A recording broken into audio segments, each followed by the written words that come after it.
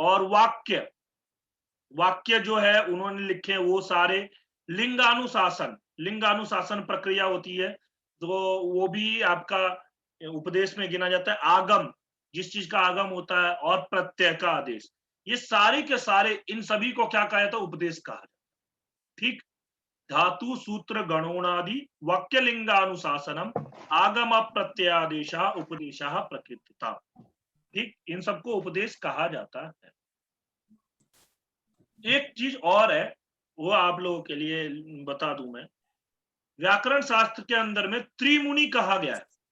त्रिमुनि, त्रिमुनि ये आप लोग लिख लीजिए कौन कौन से त्रिमुनि हुए हैं। पाणिनि,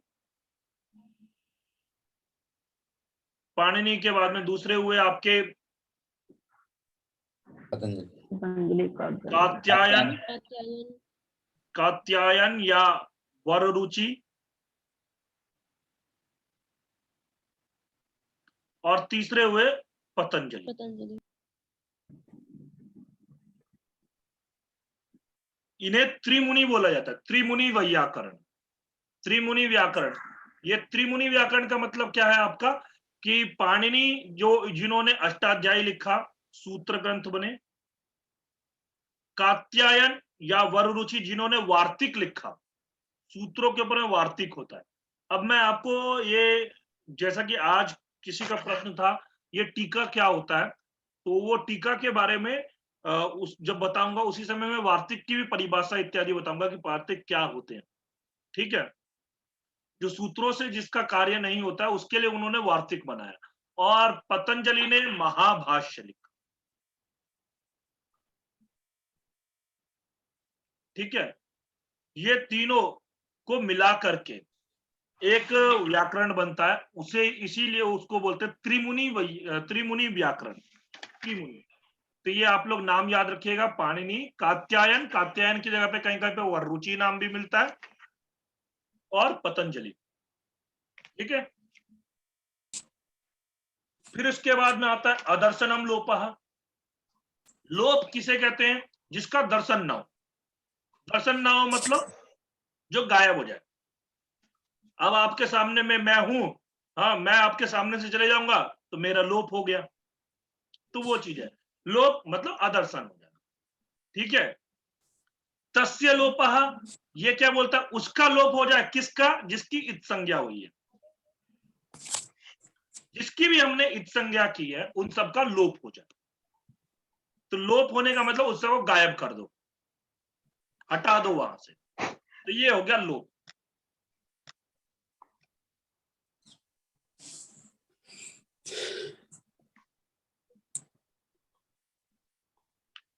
लोप, मिस्टर इंडिया, अच्छा मिस्टर इंडिया बना रहे हो लोप को, ठीक है ठीक है। फिर इसके बाद में ये आता है, इसे, ये जो सूत्र है, यह सूत्र कौन सा करता है? ये करता है आपका प्रत्याहार विधायक सूत्र। बहुत बार एग्जाम में पूछा जाता है प्रत्याहार विधायक सूत्र कौन सा है। तो प्रत्याहार विधायक सूत्र कौन सा है? आदिरंत्येन सहिता, आदि ही अंत्येन सहिता, आदि और अंत्य के साथ में उसकी इत संज्ञा का मतलब इत संज्ञा हो करके आपका प्रत्याहार बनता है। जैसे अयुण, तो अयुण में क्या है? पहला और णकार, इन दोनों के बीच में जो वर्ण आएंगे उसका वो आएगा प्रत्याहार में आएगा। जैसे अच प्रत्याहार, अल प्रत्याहार, हल प्रत्याहार, ये सारे प्रत्याहार इसी के द्वारा बनते हैं, इस सूत्र से। तो इसको क्या बोला जाता है? प्रत्याहार विधायक सूत्र। ठीक है, आप लोग नोट करते रहिए, जो लोग पहली बार, मतलब जो लोग पहली बार सुन रहे होंगे वो लोग नोट करते रहिए। प्रत्याहार विधायक सूत्र कौन से हैं? आपके आदिरंत्येन सहिता।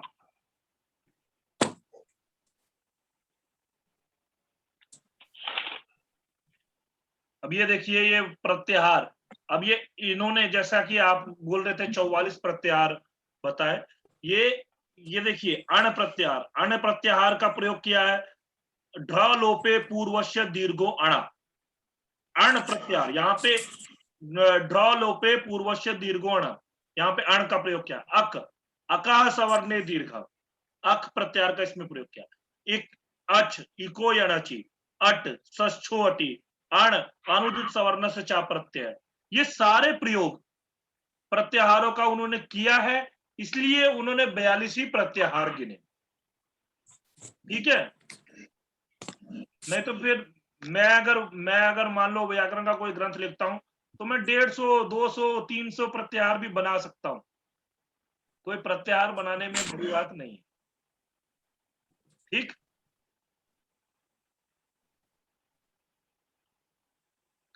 अब आते हैं हम लोग, देखो ये होते हैं, आप लोगों ने सुना होगा छोटा अ बड़ा आ, हाँ मतलब ये सुना है ना, अ आ ई ई उ ऊ, ये चीज सुना है।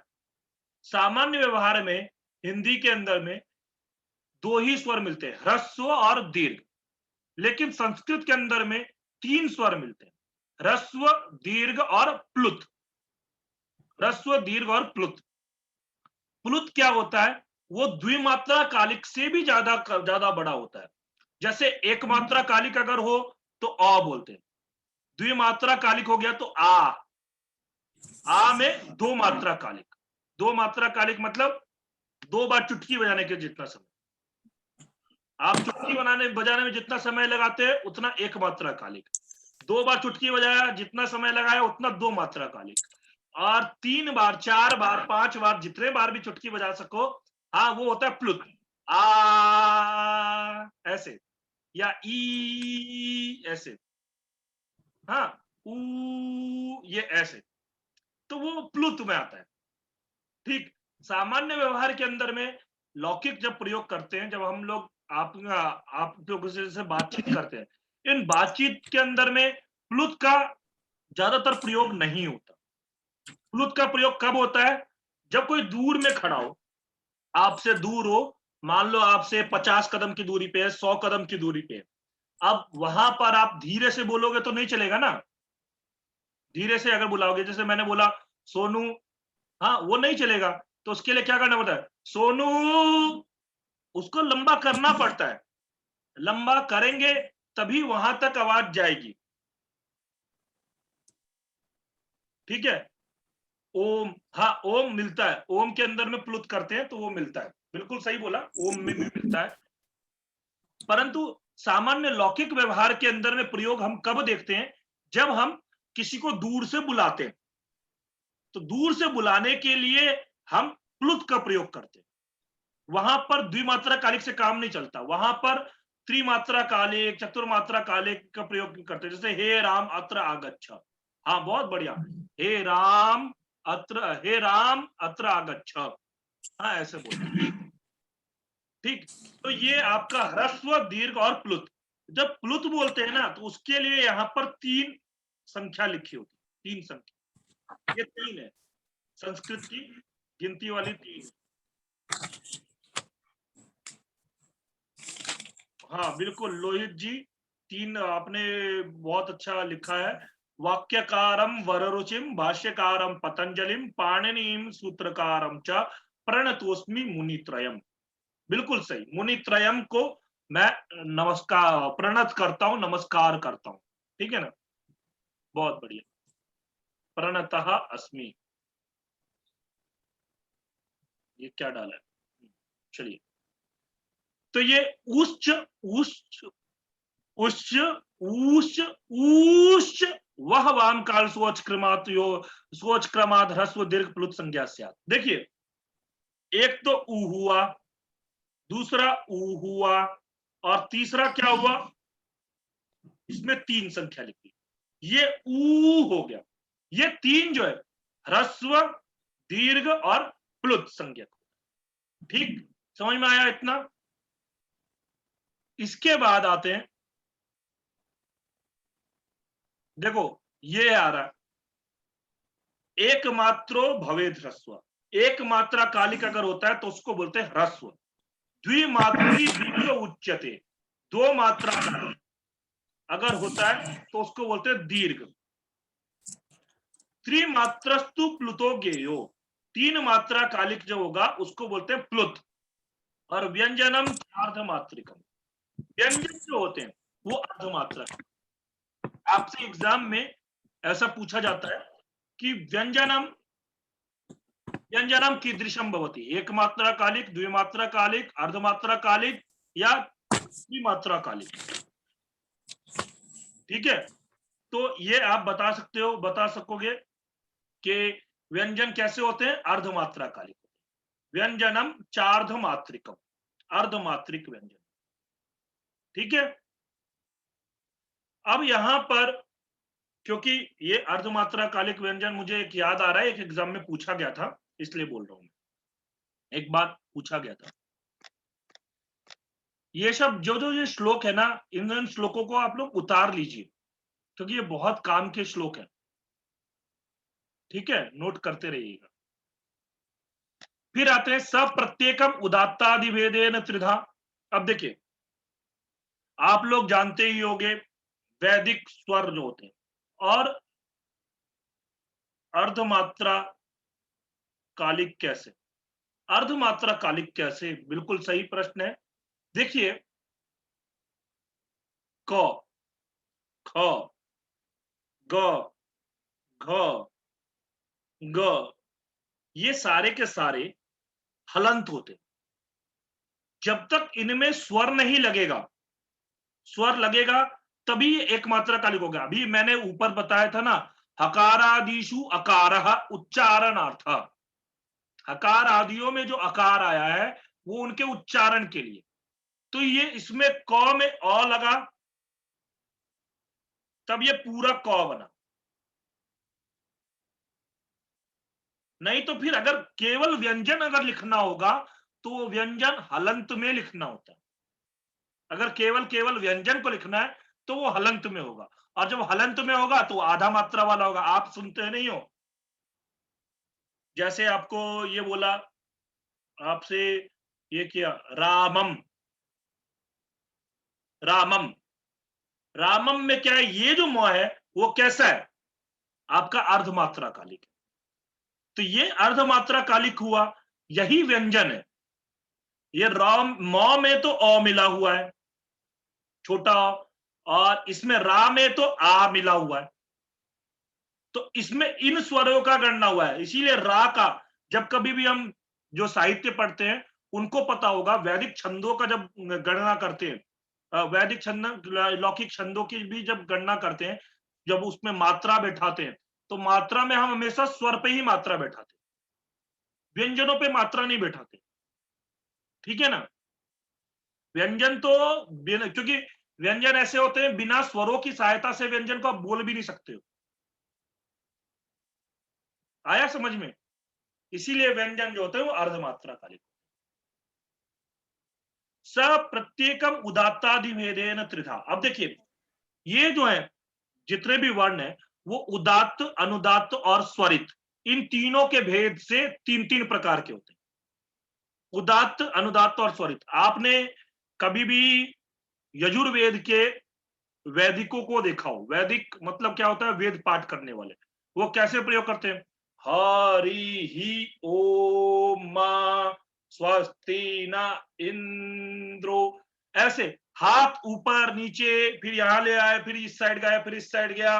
हाँ, वो ऐसे करके वो प्रयोग करते हैं, कभी इधर गया, फिर इधर गया, नीचे गया, ऊपर गया, इधर आया। ये क्या होता है, ये आपको वस्तुतः वो लोग क्या करते हैं, उदात्त, अनुदात्त और स्वरित, इन तीनों स्वरों का बोध कराते हैं। ठीक है, जितने भी स्वर होते हैं हमारे वो तीन प्रकार के होते हैं। जैसे अ,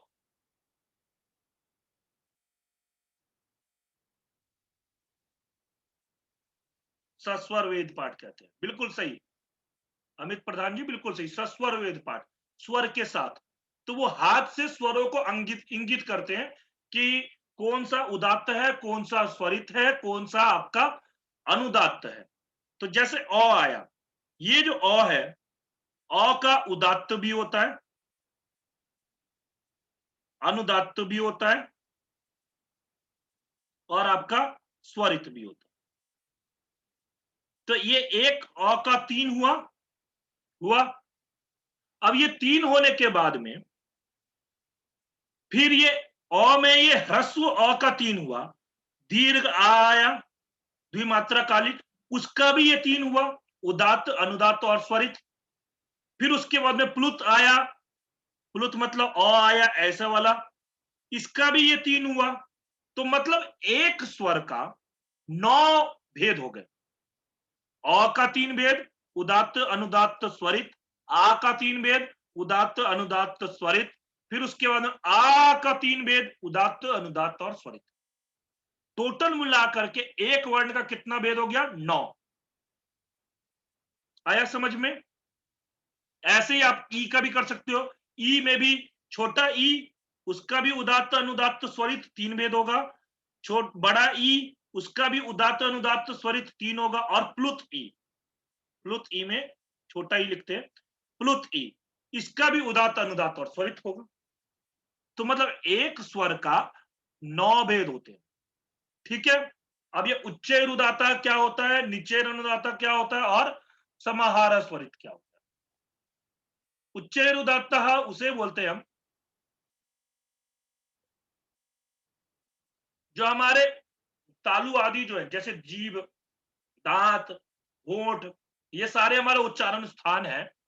इन सभी स्थानों के ऊपर के भाग से तालु आदि, तालु बोलते हैं हम जीभ के भाग को, ठीक है।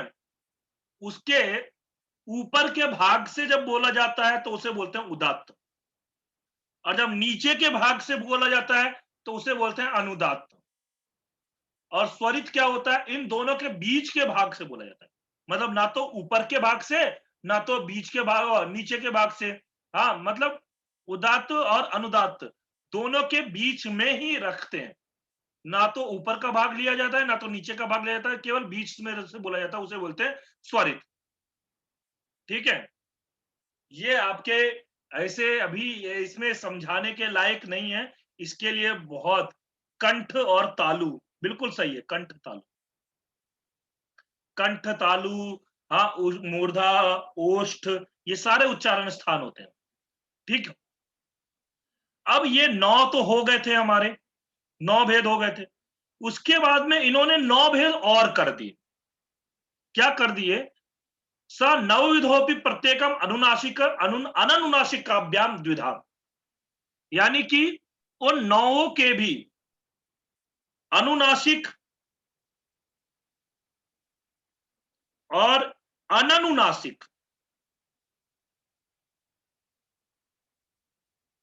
दो प्रकार से भेद कर दिया।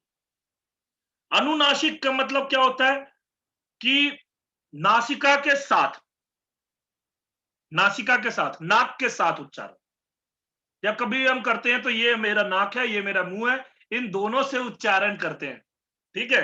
ये मेरा नाक है, ये मेरा मुंह है, और ये मैं उच्चारण कर रहा हूं। ठीक है। ऐसा।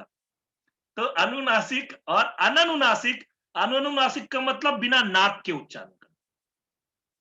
ठीक। नाक की सहायता से उच्चारण करना तो अनुनासिक वर्ण हो जाएगा, और अननुनासिक का मतलब बिना नाक की सहायता से करना। तो जितने भी ये 9 ऊपर बताए गए थे, उदात्त, अनुदात्त और स्वरित, और ह्रस्व अ का 3 भेद हो गया, दीर्घ अ का 3 भेद हो गया, और प्लुत अ का 3 भेद हो गया। तो ये 9 हो गए। इन 9 का अनुनासिक से 9 तो हो ही गया, और अननुनासिक से भी 9 हो गया। तो टोटल कितने भेद हो गए? एक के 18 भेद। इसलिए आपसे एग्जाम में पूछा जाएगा कि इसके एक स्वर के कितने भेद होते हैं। मान लीजिए आपसे ऐसा पूछा गया, ऊ का कितना भेद होता है, तो ऊ का कितना भेद होगा? 18 भेद होगा। ऐसे ही अ का कितना भेद होगा? 18। ई का कितना भेद होगा? 18। ऊ का कितना भेद होगा? 18। हाँ, फिर उसका री का कितना भेद होगा? अब ये री का आएगा, री का भी भेद 18 नहीं होता। 18 वैसे 18 री का कितना हो जाता है पता है? री का 30 भेद हो जाता है। उसका 18 नहीं, उसका 30 भेद हो जाता है। हम लोग आगे देखेंगे उसका 30 भेद कैसे हो जाता है। परंतु 18 भेद तक समझ में आया? ये देखिए, ये लिखा हुआ है, ये सूत्र है। ऊपर सूत्र कहाँ गया? अच्छा ये है।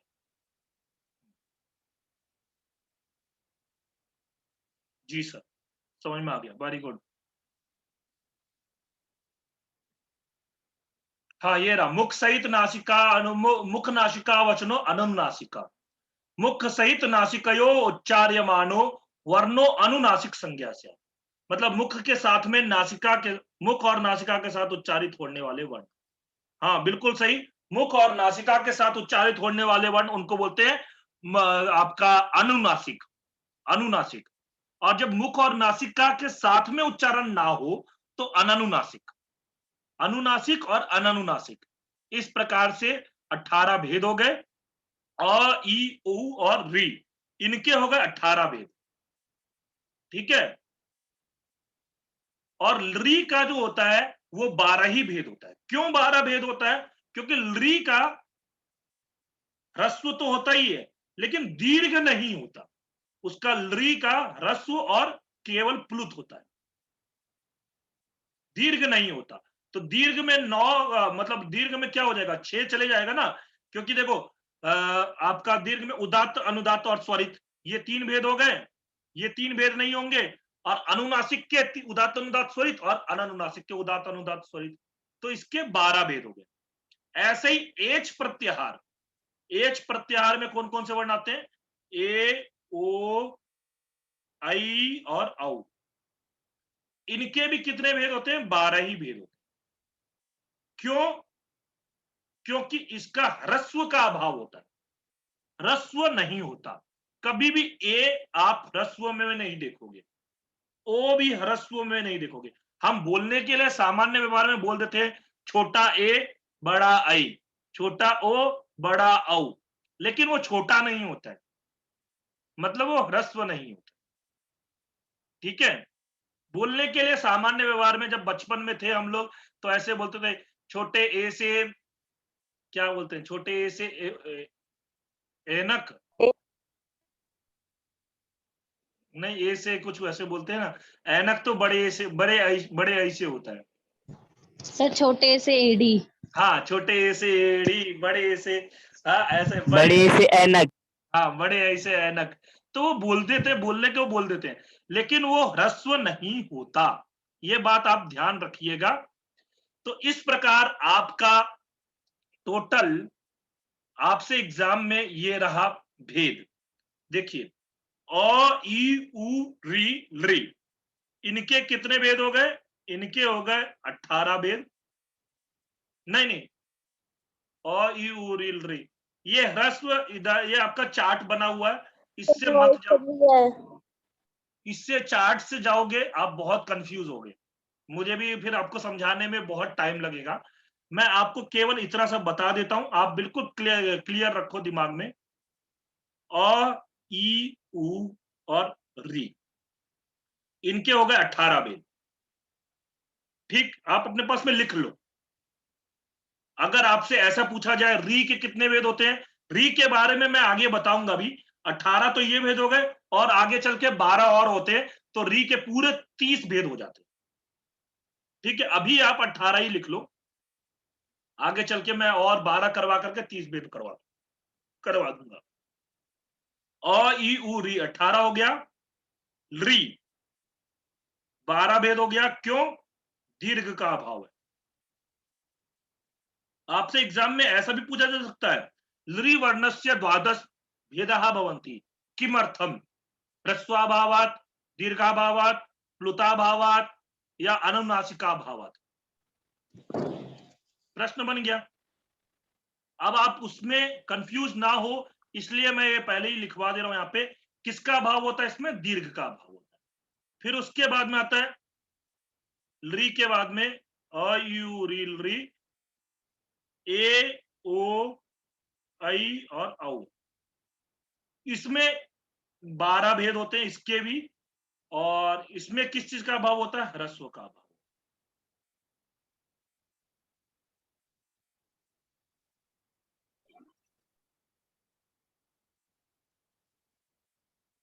ठीक, इतने तक समझ में आया?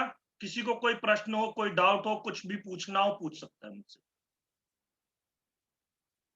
ज्यादा मैं फास्ट तो नहीं चल रहा हूं?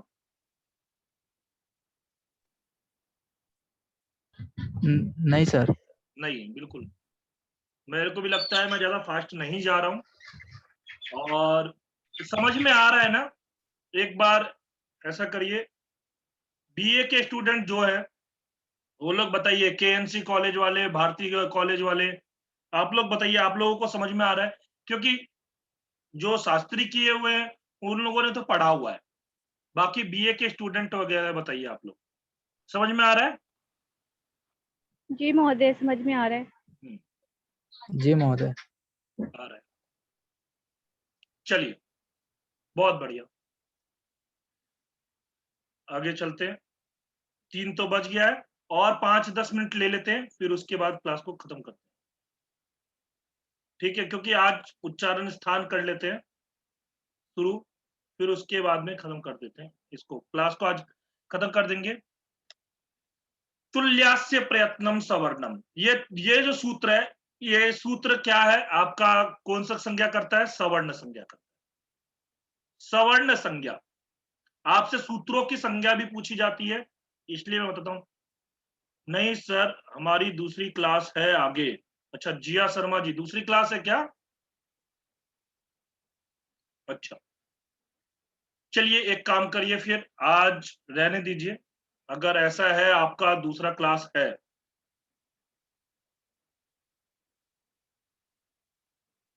सर, आपने जो लास्ट क्वेश्चन बताया था वो एक बार फिर से रिपीट कर दीजिए, आपकी वॉइस ब्रेक हो गई थी जी। अच्छा, एक बार और रिपीट कर देता हूं। देखिए, अ ई उ री, ये है अ ई उ री, इनके 18 भेद होते हैं। वो क्यों होते हैं मैंने बता दिया था। अ का ह्रस्व, दीर्घ और प्लुत, ये 3 भेद हो गया। फिर उसके उदात्त, अनुदात्त और स्वरित, इसके भेद से अ का 3 भेद। हाँ, फिर मतलब आ का 3 भेद, दीर्घ वाले आ का 3 भेद, और प्लुत अ का 3 भेद, तो इसका 9 भेद हो गया। अनुनासिक में 9 अनुनासिक के हो गए, और अनानुनासिक बिना नासिका की सहायता से वो 9 हो गए। तो 9 और 9 मिलाकर के कितने हो गए? 18 भेद। तो इनके 18 हो गए। लृ के 12 भेद होते हैं, क्योंकि उसमें दीर्घ नहीं होता। जब दीर्घ नहीं होता, आदर्श कुमार जी, आप अपना वीडियो ऑफ कर लीजिए, क्योंकि फिर दूसरे लोग देखते होंगे ना, तो उनको थोड़ा सा ध्यान भटकता होगा। तो लृ का दीर्घ का अभाव होता है इसमें, इसलिए उसके 12 ही भेद होते हैं। ऐ, ए, ओ, ऐ, औ, इसमें क्या होता है? ह्रस्व का अभाव होता है, इसलिए इसके 12 भेद होते हैं। तो आपसे अगर एग्जाम में पूछा जाएगा कि लृ के कितने भेद होते हैं, तो 12 भेद होते हैं। ए के कितने भेद होते हैं, तो 12 भेद होते हैं, ऐसा। हाँ कोमल जी, बोलिए, कुछ बोल रहे हो कोमल जी? सर मैं हूँ राखी, में पूछी थी, आप कह रहे थे ना 12 भेद होते हैं, किसके होते हैं? मेरे को सुनाई नहीं दिया। अच्छा, 12 भेद तो बता, तो अभी दोबारा बता तो दिया कि लृ के 12 भेद होते हैं, और ए, ओ, ऐ, औ के ओके 12 सर। भेद होते हैं, क्योंकि इसमें दीर्घ नहीं होता। अब देखो, जैसे अ ह्रस्व अ का लिया, वैसे ही लृ का लेते हैं। ह्रस्व लृ, लृ लिया, उसके उदात्त, अनुदात्त और स्वरित 3 भेद हो गए। ठीक है, उदात्त, अनुदात्त, स्वरित 3 भेद हो गए। और दीर्घ नहीं होगा, प्लुत का ले लिया, प्लुत के उदात्त, अनुदात्त, स्वरित 3 भेद हो गए, तो 3 3 6 भेद हो गए। अनुनासिक के 6 भेद, अननुनासिक के 6 भेद, तो 6 और 6 12 भेद हो गए। ठीक, ऐसे ही इसका भी हो गया 12 भेद। कल हम लोग एक बार उच्चारण स्थान करेंगे, अभ्यंतर प्रयत्न करेंगे, बाह्य प्रयत्न करेंगे, और आपका पद संज्ञा, अज संज्ञा, और ये पद संज्ञा, और फिर सवर्ण संज्ञा, ये सब करके कल हम लोग अपना, हमारा ये संज्ञा प्रकरण समाप्त हो जाएगा। तब हम लोग मुख्य, वैसे ये भी मुख्य ही है, हाँ, और फिर हम लोग अपने संधि के विषय में प्रवेश करेंगे। कल फिर हम लोग अंतस्थ के भेद होते हैं, कितने भेद होते हैं, ये अंतस्थ के कितने भेद होते हैं, ये हम लोग कल चर्चा करेंगे, क्योंकि आज अंतस्थ, अच्छा यण प्रत्याहार के कितने भेद होते हैं वो हम लोग कल चर्चा करेंगे जब अनुदित सवर्ण से प्रत्यय में आएगा, क्योंकि यण प्रत्याहारों को अर्ध स्वर भी बोलते हैं, अर्ध स्वर भी बोलते हैं, उनको स्वरों में गिना भी जाता है, लेकिन वो यवला द्विधा वो आगे हम लोग य और व ही होता है, केवल र और ल को नहीं गिना जाता है, य और व ही होता है। ये हम लोग कल के दिन करेंगे, आज थोड़ा सा फिर नहीं तो फिर अभी बेसिक करना जरूरी है, उच्चारण स्थान पहले पता हो तब जाकर के हम लोग उसको कर सकते हैं, क्योंकि सवर्ण ही संज्ञा होती है, तभी हम उसके 12 भेद 15 भेद कर सकते हैं, वो 12 भेद और 18 भेद कर सकते हैं। ठीक,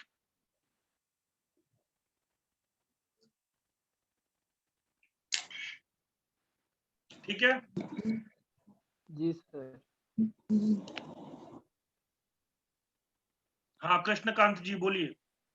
महोदय, जैसे शब्द व्युत्पत्ति के लिए कोई पुस्तक अवेलेबल है क्या? किसके लिए? जिससे व्याकरण की व्युत्पत्ति होती है, लघु सिद्धांत की व्युत्पत्ति होती है, तो ऐसे में कोई पुस्तक इसकी अवेलेबल है क्या? मतलब व्युत्पत्तियों के लिए क्या? जी जी महोदय।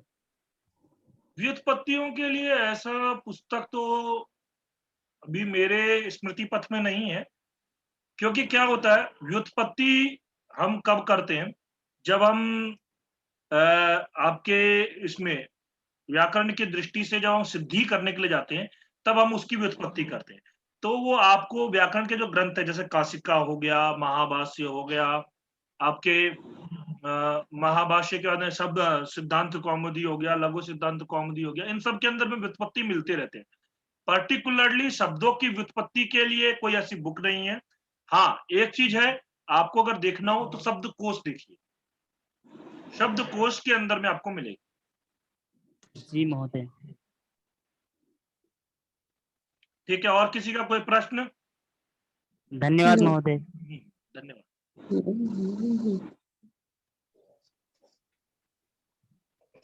कोमल जी कुछ बोलना चाह रहे हैं? जी नहीं। चलिए फिर आज की कक्षा को यहीं विराम देते हैं। कल आप लोग भी थोड़ा पढ़ करके आइएगा उच्चारण स्थान इन सब के बारे में, ठीक है? जी सर। जी सर, धन्यवाद। जी महोदय।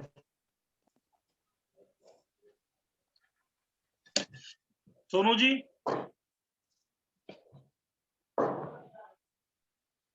सोनू जी,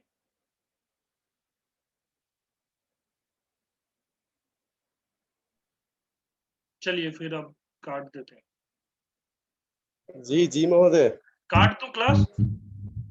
महोदय हाँ, अभी भी बच्चे रह रहे क्या इसमें? हाँ हाँ महोदय, क्लास को कक्षा को समाप्त करी जाए।